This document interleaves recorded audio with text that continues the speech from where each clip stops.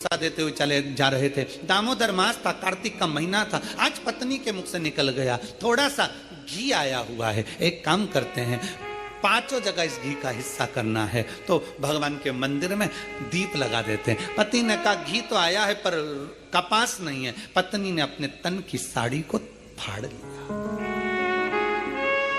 ब्राह्मणी ने तन की साड़ी को फाड़ा, फाड़ कर बाती बनाकर एक शंकर जी के मंदिर में लगा दिया। दूसरी बाती उसने भगवान पीपल देव के नीचे लगा दिया, और तीसरी बाती उसने आंवले के वृक्ष के नीचे लगा दिया, और चौथी बाती उसने बेलपत्र के वृक्ष के नीचे लगा दिया। चार बाती शिव महापुराण का स्कंद पुराण कहती है, ब्रह्म वेवर्त पुराण कहती है, हमारा शास्त्र कहता है, कुर्म पुराण कहती है, विष्णु पुराण कहती है कि पीपल का वृक्ष, बेलपत्री का वृक्ष और आंवले का वृक्ष, शास्त्र कहता है कार्तिक के महीने में इन तीन वृक्ष की जड़ में स्वर्ग स्वयं आकर निवास करता है। स्वर्ग स्वयं आकर निवास करता है, इन तीन वृक्ष की जड़ में स्वर्ग स्वयं आकर विराजमान करता है। और चौथे नंबर पर कहा गया कि जहां तुलसी का पौधा होता है, कार्तिक के महीने में तुलसी के पौधे की जड़ में गोलोक धाम आकर निवास करता है, स्वयं भगवान कृष्ण का धाम आकर निवास करता है। पति पत्नी विचार करते हुए साड़ी को फाड़ते, बत्ती बनाते, घी में डुबोते, दीप लगाते, चलते जाए। जैसे ही शंकर के मंदिर में दीप लगाया, चिंता भगवान शंकर को हो गई। शिव जी ने इशारा करा पीपल देव को, जिसमें 52,000 ब्राह्मणों का वास होता है। पीपल देव को इशारा कर कर जैसे ही पहुंचे, पीपल के वृक्ष में से एक लड़की निकलकर बाहर आई, काका मुझे तेरे साथ चलना है। इतने में पत्नी पति से कहती है, अपने घर में 6 लड़कियां पहले से, कैसे लेकर जाएं इसको। पति कहता है देख वो उसका कोई नहीं है, पीपल के पेड़ के नीचे बैठ के रो रही है, ले चल। पत्नी ने हाथ पकड़ा, आगे बढ़े, आंवले के वृक्ष के नीचे पहुंचे। जैसे ही आंवले के वृक्ष के नीचे पहुंचकर जैसे ही उन्हें दिया लगाया, और दीप जैसे ही लगाया, इसलिए लक्ष्मी का दीप कभी भी गोल बत्ती का नहीं होता, लक्ष्मी का दीप हमेशा लंबी बत्ती का होता, हमेशा लंबी बत्ती का। शिव महापुराण की कथा कहती है, बाती जो लगाई जाती है दीपावली पर लगाओ, चाहे आप धनतेरस पर लगाओ, चाहे आप रूप चौदस पर लगाओ, चाहे पड़वा पर लगाओ, चाहे दूज पर लगाओ, बाती हमेशा लंबी होना चाहिए, लंबी बाती, चाहे तेल की लगा रहे हो चाहे घी की लगा रहे हो। भाव से बैकुंठ, ये सुंदर रूप चौदस की जो पूजन का विधान है, आपको धनतेरस की पूजन का जो विधान बताया था, धनतेरस की पूजन का जैसा विधान था, पहुंचकर पाटे को बिछाकर, चौक पूर कर, जिस थाली में आपने स्वस्तिक बनाकर जो सिक्का रखा है, उसी में एक सिक्का और रखकर उसकी पूजन अर्चना करना है, वैसी की वैसी ही जैसा पहले कल कहा गया। रोली, चावल, हल्दी, मोली, मेहंदी, सिंदूर आदि सब चढ़ाते हुए, और साथ में 2 दीप लगेंगे। रूप चौदस के दिन 2 दीप है। एक दीप है घी का, लंबी बत्ती का, जो लक्ष्मी जी के सीधे हाथ पर आएगा। दूसरा दीप है घी का दीप भी आटे का आएगा, और तेल का दीप भी आटे का आएगा। जो तेल का दीप लगेगा वो थोड़ा सा दिया बड़ा लेना, उसमें 4 लंबी लंबी बत्तियां रखना, सरसों का तेल या मीठा तेल या तिल्ली का तेल जो भी मिल जाए उसके अंदर डाल लेना। 4 बत्ती ये लक्ष्मी जी के लेफ्ट हैंड की ओर आएगी। उसी आटे का तेल का जो दिया रहेगा, उसके अंदर या तो पीली सरसों या काली सरसों, जो राई होती है, सरसों होती है, उसके थोड़े से दाने उसमें डाल दिए जाते हैं। लक्ष्मी जी का पूरा पूजन बड़े भाव से करिए, जल का छींटा दीजिए, रोली, चावल, मोली, हल्दी जो भी है आपके पास समर्पित करने के लिए पूजन की थाली में, वो समर्पित करिए। मीठे का भोग लगाइए, और भोग लगाने के बाद में बड़े प्रेम से 5 कमलगट्टे, 5 हल्दी की गठान, 5 अमर बेल के टुकड़े। अमर बेल होती है एक लंबी सी बेल, पेड़ों पर चलती है, पीले कलर की, जो कि पूरे पेड़ पर छाई रहती है, उसको कहीं पर भी डाल दिया जाए वो बढ़ती चली जाती है। वो हमारे वंश की वृद्धि के, लक्ष्मी की वृद्धि के लिए श्रेष्ठतम मानी जाती है। 5 टुकड़े अमर बेल के, 5 हल्दी की गठान, 5 कमलगट्टे, दोनों हाथ में लेकर मां लक्ष्मी से प्रार्थना करते हुए उन सिक्कों पर समर्पित कर दीजिए। सिक्कों पर समर्पित कर जो घी का दिया लगाया है तुमने लक्ष्मी जी के सीधे हाथ पर, उसको उठाकर माता की आरती कर लीजिए। जो तेल का दिया है, घी का दिया वापिस रखकर आरती के बाद में, जो तेल का दिया है 4 बत्ती वाला जो तुम जला कर रखी हो, उसको पूरे घर में घुमाकर, रूप चतुर्दशी के दिन, रूप चौदस के दिन, नरक चौदस के दिन पूरे घर में घुमाकर, सारे घर के दरवाजे खोलकर बड़े प्रेम से घुमाकर मुख्य द्वार के बीच में, जो घर से बाहर निकलने वाला द्वार है, उसके ठीक बीचों बीच वो दिया 4 बत्ती का रख देना चाहिए। कुछ देर के लिए दरवाजे खुले रखना चाहिए।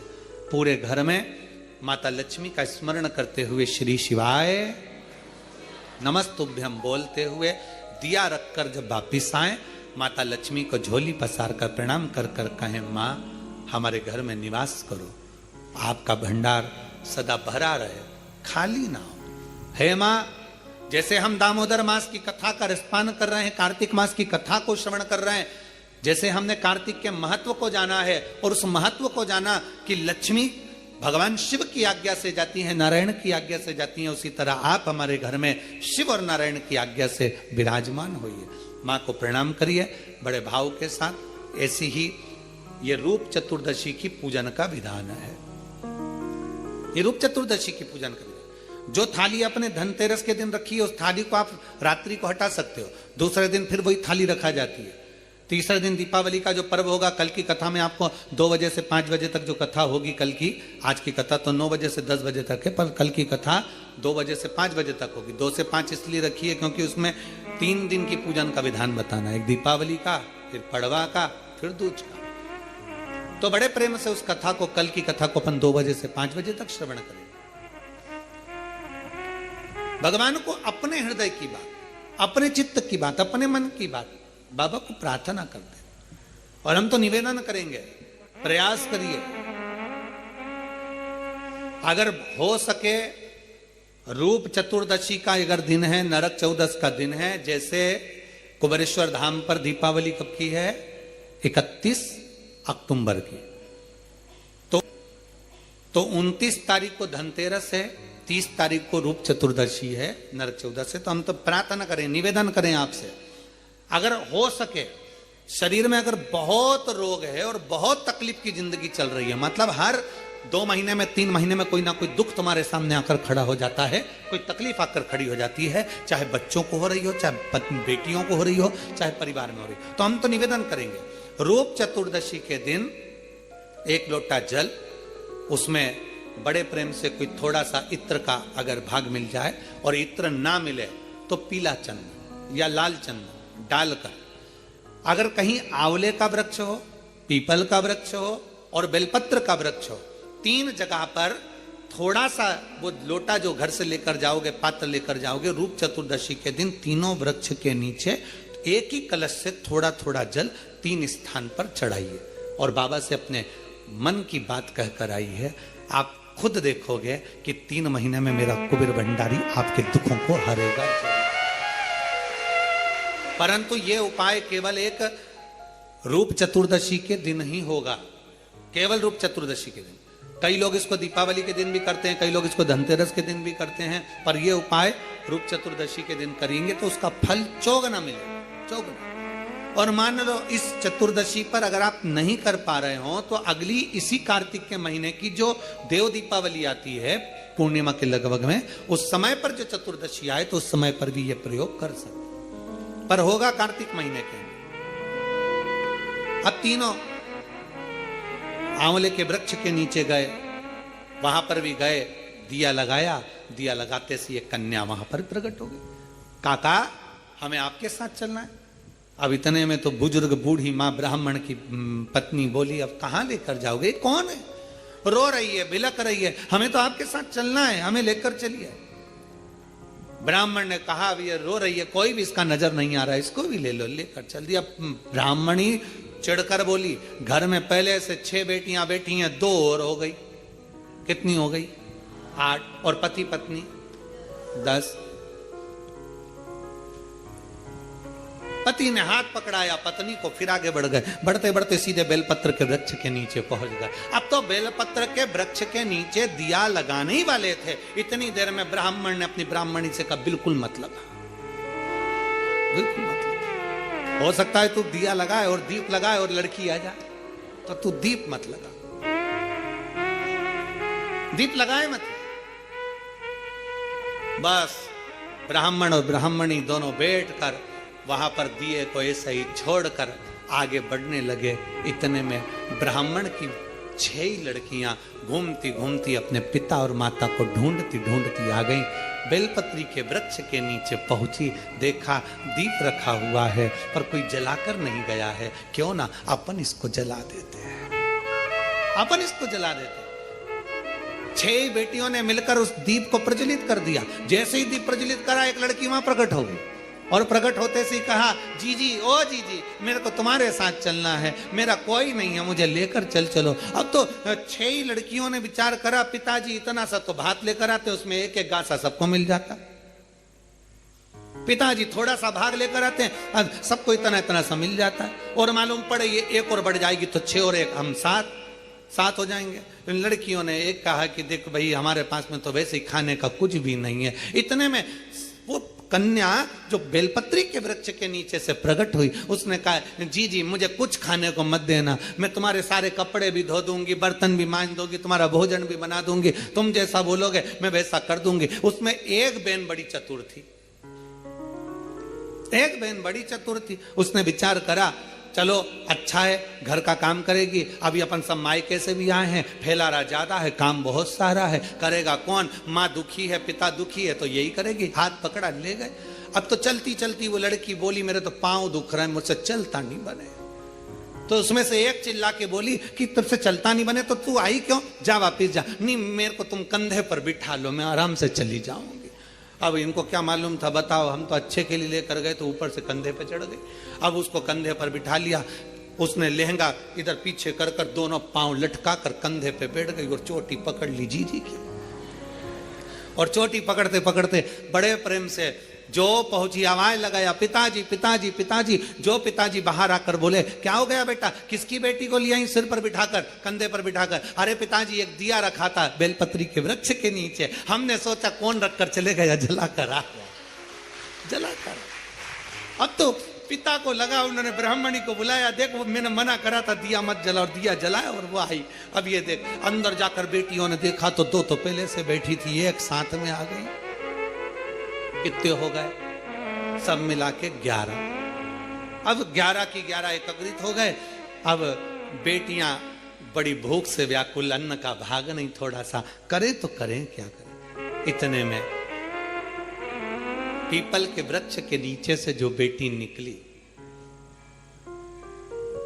आंवले के वृक्ष के नीचे से जो बेटी निकली, बेलपत्र के वृक्ष के नीचे से जो बेटी निकली, ब्राह्मण पिता ने और ब्राह्मणी ने दोनों ने मिलकर उन तीनों का नाम पावनी लक्ष्मी रख दिया। कौन सी लक्ष्मी?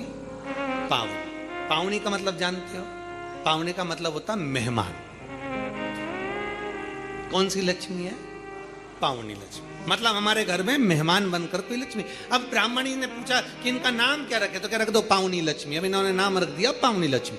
अब तीनों को नाम पावनी लक्ष्मी। अब एक ने कहा, जो पीपल के वृक्ष के नीचे से निकली, मैं जाती हूँ अभी भोजन बनाती हूँ। तो इतने में ब्राह्मणी आंख में आंसू भरकर बोली, बेटी तू इतनी सी तो रखी है, भोजन क्या बनाएगी? कुछ भी तो खाने का नहीं है। अपन एक काम करेंगे, कल भिक्षा मांग कर लाएंगे तब बनाएंगे। इतने में लक्ष्मी ने उसी समय, पावनी लक्ष्मी बोली, माँ तू तो बर्तन बता दे, बर्तन कहाँ रखा है, बस बर्तन बता, मैं बना दूंगी। तो बनाएगी क्या? अन्न हो घर में तो बनाएगी ना। अरे माँ तू बता तो सही,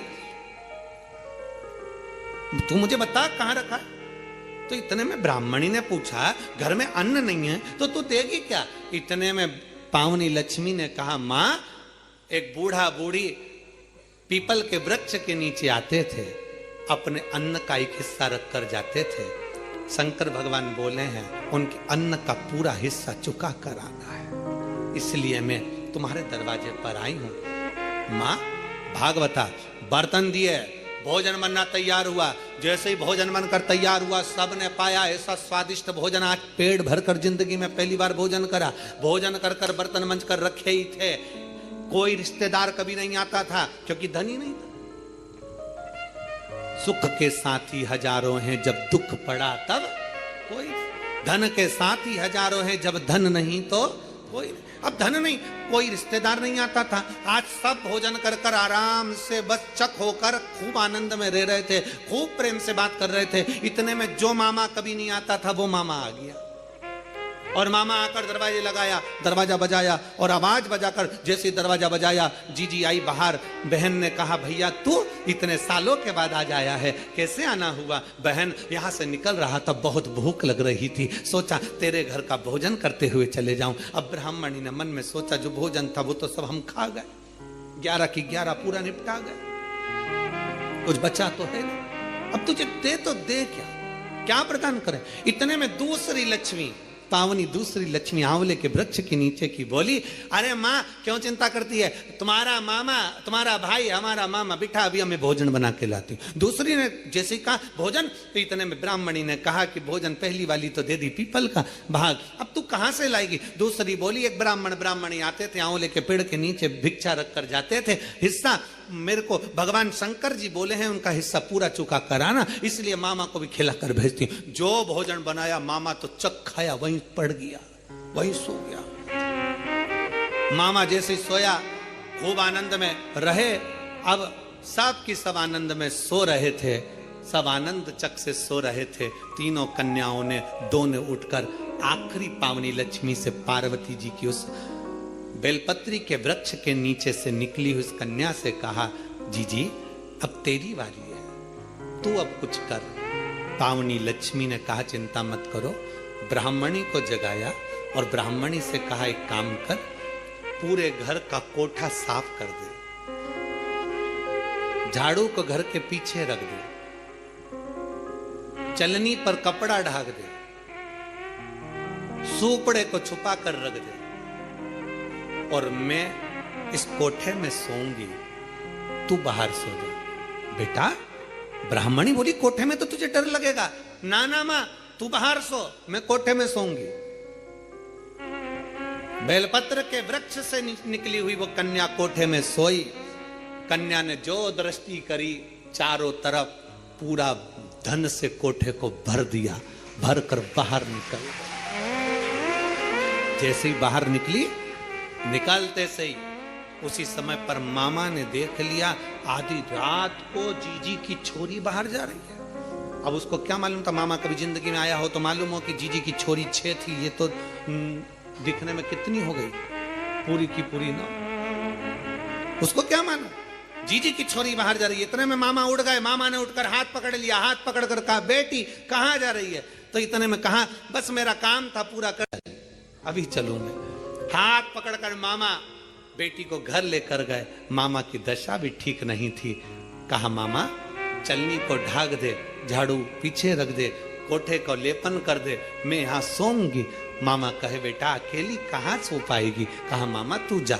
मामा को बाहर भेजा, कोठे को धन से भर दिया। तीनों बेटियां एक जगह से इकट्ठी होकर चली तो ब्राह्मणी ने हाथ जोड़कर कहा तुम कौन हो, कौन हो? कहा बाबा दामोदर मास में कार्तिक के महीने में तुमने शिव की अर्चना करी, शंकर के मंदिर का झाड़ू बुआरी कर कर दीप का दान किया, पीपल के वृक्ष का दीप दान करा, आंवले के वृक्ष का दीप दान करा, बेलपत्री के वृक्ष का दीप दान करा, तो शंकर भगवान की करुणा से हम तीनों ने आपका भंडार भरा। भगवान ब्राह्मणी बड़े आनंद में। इक्ष्वाकु महापुराण के अंतर्गत एक बड़ा सुंदर संवाद स्कंद पुराण के अंतर्गत आता है। कार्तिक महत्तम एक ब्राह्मण पति पत्नी दोनों बड़े बुजुर्ग थे, बहुत बुजुर्ग, 6 लड़कियां थी उनकी।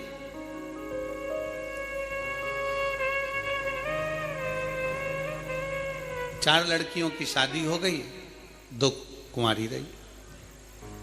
अब 2 लड़कियां कुंवारी हैं, 4 का विवाह हो गया, अपने अपने घर पहुंच गई। पर जिनके घर में उनका विवाह हुआ वहां पर भी वो दुखी थी और मायके में भी वो दुखी थी। होता है किसी किसी के ललाट पर जो लिखा होता है उसको कौन टाल सकता है। माता पिता अपनी बेटी का विवाह क्यों करते हैं? क्योंकि अगर उसको यहाँ दुख है तो वहां जाकर सुख भोग ले। अगर यहाँ तकलीफ की जिंदगी उसने जी है तो वहां जाकर उसको अच्छी जिंदगी मिल जाए। माता पिता तो ये विचार करते हैं। भारत की भूमि पर ही नहीं, पूरे देश में रहने वाले, विदेश में रहने वाले जितने भी अपनी बेटी का विवाह करते हैं तो यही विचार से करते हैं कि हमारी बेटी सुखी रहे। और अपन लोग भी कहते हैं खुशी खुशी कर दो विदा, तुम्हारी बेटी राज करे। हर एक व्यक्ति यह विचार करता है कि बेटी जहां ब्याहे वहां सुख पाए, पर कई बार ऐसी स्थिति बन जाती है कि लड़की मायके में भी माता पिता को देखकर दुखी रहती है कि पापा मम्मी का क्या होगा, इनके पास में कुछ भी नहीं, उनके पास में क्या होगा, कौन संभालेगा इनको, कौन देखेगा इनको, कुछ भी नहीं है। भाई हो तो वो देख ले, बहनें सब अपने घर चली जाएगी, कौन देखेगा। और माता पिता भी अपना पूरा जीवन जो उन्होंने लगाया अपने बच्चों के लिए निकाल देते हैं, पर समय ऐसा आ जाता है कि बेटी का विवाह ये सोच कर करा जाता है कि वो सुख भोगेगी, पर कई बेटियों की जिंदगी में मायके में भी दुख होता है तो ससुराल में भी दुख हो जाता है। अब किससे कहे, किसके पास जाकर रोए। मायके में अगर बहुत धन होना तो पापा से कह सकती है पापा मेरे घर में ये तकलीफ है। मायके में बहुत वैभव होना तो अपनी मम्मी से कह सकती है मम्मी मेरे घर में ये तकलीफ है। पर मायका भी देखा हुआ है उसका और ससुराल भी देखा हुआ है। मायके में भी तकलीफ है और ससुराल में भी। अब किससे कहने जाएगी, किसको कहेगी वो, किससे प्रार्थना करेगी वो। तो शिव महापुराण की कथा कहती है, स्कंद पुराण कहता है कि ब्राह्मण ब्राह्मणी बुजुर्ग हैं, उनकी 6 लड़कियां हैं, 4 लड़कियों का विवाह हो गया, पर वो चारों भी सुखी नहीं है। अब किसके पास जाए। माता पिता तो शंकर के मंदिर के बाहर बैठकर थोड़ी सी भिक्षा मांग लेते हैं, भिक्षा में आटा चावल मिल जाता है, थोड़ी सेवा कर लेते हैं भगवान की, और उस आटा चावल को जो मिलता है तो ब्राह्मण भी इतने विचित्र हैं वो पति पत्नी कि जो भिक्षा में मिलता है शंकर जी के मंदिर में शाम को पहुंचते हैं प्रदोष काल में, और प्रदोष काल में शिव जी के मंदिर में पहुंचकर उस भिक्षा के हिस्से कर देते हैं, और हिस्से भी करते हैं तो 5 हिस्से। अब प्रदोष काल में मंदिर में गए और मंदिर में जाकर जो भिक्षा मिली, आटा मिला, चावल मिला, शक्कर मिली, गुड़ मिला, जो भी सामग्री मिली, जो भी पदार्थ मिला, उसके 5 हिस्से कर दिए। 5 हिस्से क्यों? एक शंकर भगवान को दे देते हैं, दूसरा वो पीपल के वृक्ष के नीचे जाते थे तो एक हिस्सा पीपल का निकाल देते हैं, दूसरा वो आंवले के वृक्ष के नीचे जाते हैं तो एक हिस्सा आंवले का निकाल देते हैं, और तीसरा चौथा हिस्सा वो ले जाकर बेलपत्री के वृक्ष का निकाल देते हैं, और 5वां हिस्सा स्वयं का रख लेते हैं। 3 वृक्ष का हिस्सा हो गया, एक शंकर जी का हिस्सा हो गया, और 5वां हिस्सा स्वयं का हिस्सा। अब थोड़ा सा तो भिक्षा मिला, थोड़ी सी भिक्षा मिलने पर भी, अब इतनी सी भिक्षा प्राप्त होने के बाद, इतनी सी भिक्षा मिलने के बाद अगर वो थोड़ा सा एकत्रित कर कर ले भी गया, और घर में 6 बेटियां, पति पत्नी, 8 लोगों का परिवार, उसमें से 4 का विवाह भी हो गया, तो 2 बेटी और 2 माता पिता कैसे गुजारा हो, कैसे गुजारा। विचार किया। आपका काम है शंकर के मंदिर तक जाना, आपका काम है शिवालय तक जाना, आपका काम में अपना जो है उसमें से कुछ अंश शिव को दे देना, ये आपका कार्य है। अब शिव का क्या कार्य है वो शंकर जाने। तेरे मंदिर में आना मेरा काम है और मेरी बिगड़ी बनाना तेरा काम। तेरी चौखट तक में आ ही गया, मुझे दर्श दिखाना तेरा काम। अब उसके ऊपर निर्भर है। क्यों हमने अभी कथा के शुरू में कहा कि मकान मिले ना मिले पर पता मिल जाना चाहिए, भगवान मिले ना मिले पर शिव कथा मिल जाना चाहिए। उसका कारण केवल इतना सा है कि भगवान मिलता कब है? जब हम कथा को श्रवण करते हैं। भगवान राम ने शबरी को कहा, माता शबरी अम्बा के दरवाजे पर कहा कि तुम सत्संग करो, कथा श्रवण करो, संगत करो। जब तुम कथा सुनोगी, तुमने अपने गुरु मातंग बाबा के मुख से सुन लिया कि राम आएंगे, तुमने मेरा इंतजार करा। क्यों? गुरु के मुख से सत्संग में सुना था कि परमात्मा मिलेगा जरूर, आएगा जरूर, तो मेरा आगमन हो गया। उसी तरह कथा सुनते हैं, आनंदता को सुख प्रदान करती है कि हम कैसे अपने जीवन को जी सकते हैं। शंकर भगवान के मंदिर में गए दोनों बुजुर्ग, बूढ़े ब्राह्मण ब्राह्मणी, और भगवान शंकर के मंदिर में 5 हिस्से कर दिए। 5 हिस्से कर एक हिस्सा शिव का छोड़ा, पीपल के वृक्ष के नीचे गए, दूसरा हिस्सा पीपल के वृक्ष के नीचे दिया, तीसरा आंवले के वृक्ष का नीचे दिया, चौथा बेलपत्री के वृक्ष के नीचे दिया, और 5वां जो हिस्सा थोड़ा सा आटा चावल जो भी मिला होगा उसको अपनी 2 बेटियां और स्वयं बड़े प्रेम से पा लेते। कभी कभी नहीं भी मिलता तो भूखे सो जा। किससे कहें वो 4 बेटियों का विवाह करे, वो भी दुखी, किससे जाकर कहे, किससे विनय करे।